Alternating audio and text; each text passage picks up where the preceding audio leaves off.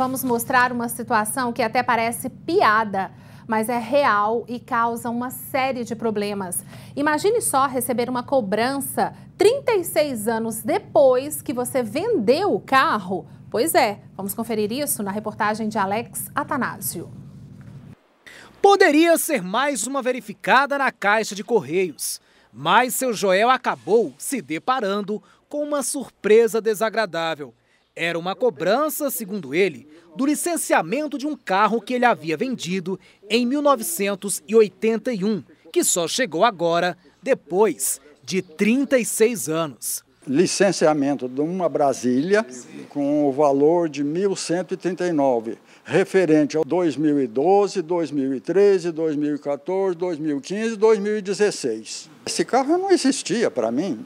E isso aí foi uma assombração que apareceu para mim, né? Ao procurar o Detran, ele recebeu uma orientação que não o animou. Recorrendo lá no departamento veicular, ele falou: "Seu Joel, esse carro certamente o senhor vendeu e alguém não transferiu e ele continua no seu nome." Aí eu perguntei: que caminho eu devo tomar? Ele falou: duas opções, ou o senhor paga e dá baixa, ou o senhor adquire um advogado. No ano passado, o governo do estado chegou a anunciar a isenção de PVA para carros com idade entre 10 e 15 anos, mas depois voltou atrás. Agora, esses veículos também precisam pagar o imposto. Depois dessa idade, eles pagam apenas o licenciamento. Mas o que fazer em casos como o do seu Joel? Pois é, né? O que fazer em uma situação assim que parece até absurda? Vamos saber agora com o advogado Fernando Damasio. Olá, Fernando, boa tarde, tudo bem? Boa tarde, Lira, tudo bem? Fernando, já viu um caso como esse? Sim, inclusive na semana... Acontece, então? Sim, exatamente. Inclusive na semana passada, um cliente me procurou com essa mesma situação e a orientação que eu passei para ele.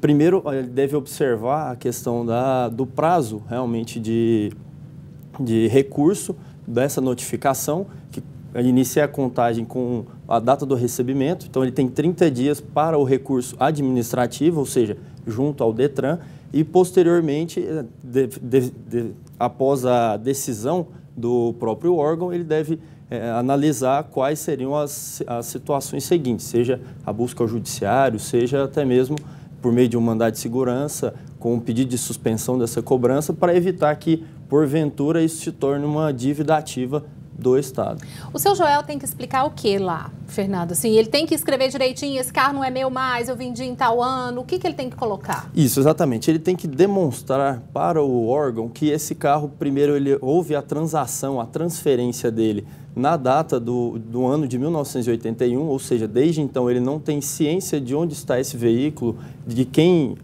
se houve alguma outra transferência desse veículo, e demonstrar até mesmo por meio das cópias dos impostos de renda dele que esse veículo não é mais de sua propriedade, e sim é de propriedade de um terceiro que foi com quem ele fez essa negociação. São 36 anos. O Detran pode fazer isso? Não tem prazo? Porque em 1981 nem existia essa lei, né? O Detran ele pode efetuar a cobrança da taxa de licenciamento e por conta desse veículo ainda figurar no sistema do Detran. Então não tem data? Pode ser 30, 40 anos? Enquanto o veículo para o Detran estiver em funcionamento, estiver licenciado junto ao Detran, ele pode efetuar essa cobrança, sim. Que situação, que dor de cabeça, né? Que dor de cabeça. Eu até, assim como foi orientado pelo pessoal do Detran ao senhor Joel, é interessante ele procurar alguém especialista no assunto por conta da possibilidade de continuação da cobrança dessa taxa de licenciamento. Porque a partir com o seguir dos anos, essa taxa continuará sendo renovada. Então, ano após ano, ela é devida para o Detran, caso o veículo ainda esteja dentro do sistema do Detran como em funcionamento, como ainda de propriedade do senhor Joel, como é o caso que consta no sistema do Detran, justamente essa situação. Então, para ele não pagar isso aí, ele tem que fazer esse processo todinho? Sim. E a ajuda de um profissional é mais fácil, né? Porque são muitos detalhes. Sim, é importante justamente para que ele esteja assistido de uma forma correta, pois muitas das vezes apenas a interposição de um recurso na via administrativa não é suficiente para que seja eliminado esse débito. E em caso até de prosseguimento dessa cobrança, isso sejam juros, correção monetária, que isso pode ocasionar em uma inclusão, mais uma vez, na dívida ativa do Estado e até mesmo a negativação dos dados do senhor Joel junto ao Serasa, junto ao SPC, que são os órgãos de proteção ao crédito. Então, Fernando, ele não tem esse veículo desde 81, etc e tal, toda essa cobrança vinda agora. Tem algo que, de repente, o senhor Joel possa pedir como danos morais? Por que o Detran não procurou isso há mais tempo? Por que deixou arrastar isso aí por tantos e tantos anos, mais de 3 décadas? Até essa questão da cobrança, ela, por uma falha até mesmo do próprio senhor Joel, que deveria ter comunicado ao órgão competente a transferência desse veículo, é complicado nós falarmos na questão de um dano moral. Em caso de pagamento até dessa quantia, o que ele pode pleitear junto ao judiciário e até mesmo junto ao próprio órgão na via administrativa é justamente a restituição desse valor que foi cobrado de forma indevida, justamente mostrando para o julgador que a cobrança foi indevida, pois ele já havia feito essa transação há 36 anos atrás e o comprador do veículo acabou não comunicando, às vezes de má fé ou às vezes até por ter esquecido o prazo para poder fazer essa comunicação ao órgão. Enfim, é muita coisa, né? Sim. Nossa, e sempre bom lembrar, né, gente, que é preciso fazer a transferência e tomar cuidado, deixar tudo certinho para não ter nenhum problema no futuro.